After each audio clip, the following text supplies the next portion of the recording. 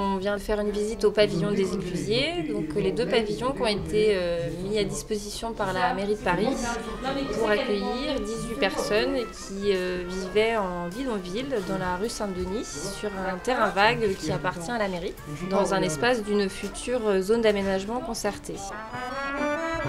Donc on les a rencontrés pour la première fois il y a 1 an et demi, dans des habitats de fortune. Il n'y avait pas l'accès à l'eau, à l'électricité.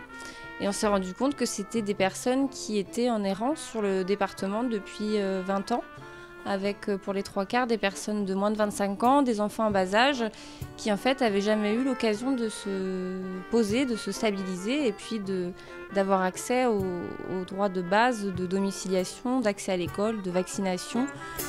Et donc on a commencé à aller sur le site, à créer du lien avec eux et puis la main qu'on a commencé à tendre, elle a vite été saisie et puis petit à petit on a mis en place donc un projet d'hébergement et d'accompagnement. Un accompagnement, je dirais, sur mesure qui a été réfléchi dans le cadre d'un cahier des charges très précis avec les différents services de la ville. Et ça a fait l'objet d'un marché public qui a été remporté par une association partenaire de la ville depuis longtemps, l'ALJ 93, qui avait été aussi le prestataire pour l'accompagnement des ménages sur l'ancien village d'insertion Rome qui avait eu en 2007 sur la ville, qui n'existe plus en tant que tel actuellement. Notre association travaille depuis longtemps dans le domaine de l'insertion et hébergement des personnes en besoin. Notre but, c'est d'accompagner les familles de point de vue social et professionnel pour arriver à un logement de droit commun.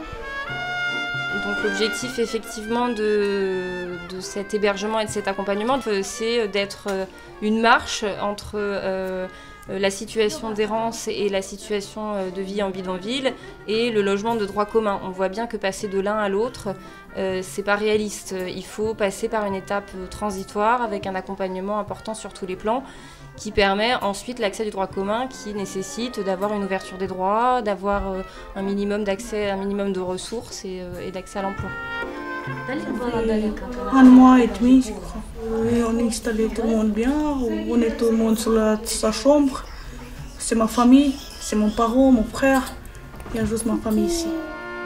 Ça va? On est bien, on est tranquille ici, mieux que les terrains, parce que sur les terrains, il y a misère, il y a beaucoup de choses. Les enfants, maintenant, on va partir à l'école, on va faire une formation, on va voir qu'est-ce qu'on va faire, parce que comme avant, on n'a pas bien sur le terrain, parce qu'on n'a pas de travail, on n'a rien du tout, c'est froid et tout, mais ici, c'est chaud et c'était bien. On a les douches, on a tout. On va changer tout, on va changer. Dans les 2 pavillons, aujourd'hui, il y a 18 personnes. Et on peut dire 2 groupes familiaux distincts, qui ont quand même des liens et des habitudes de vivre ensemble depuis plusieurs années. C'est une population roumaine, roumaine. La ville de Paris avait déjà mis à disposition ces pavillons à la ville d'Aubervilliers, pour des personnes qui relevaient de l'urgence sociale aussi, il y a plusieurs années. Il y avait encore quelques personnes issues de cet ancien projet qui étaient physiquement encore dans les pavillons, qu'on a dû reloger dans le droit commun parce qu'elles étaient prêtes et c'était cohérent aussi avec l'engagement qu'on avait pris auprès de ces familles. Voilà, donc là, le projet autour des familles, il est prévu sur 3 ans. Ce qui est beaucoup. Donc pendant 3 ans, les personnes vont signer des conventions d'occupation précaire tous les 6 mois en fonction du contrat social aussi qui est passé avec chacune d'elles.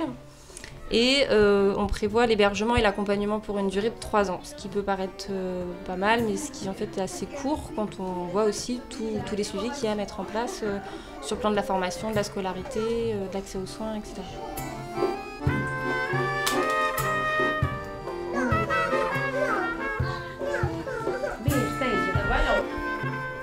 Penso que ça va?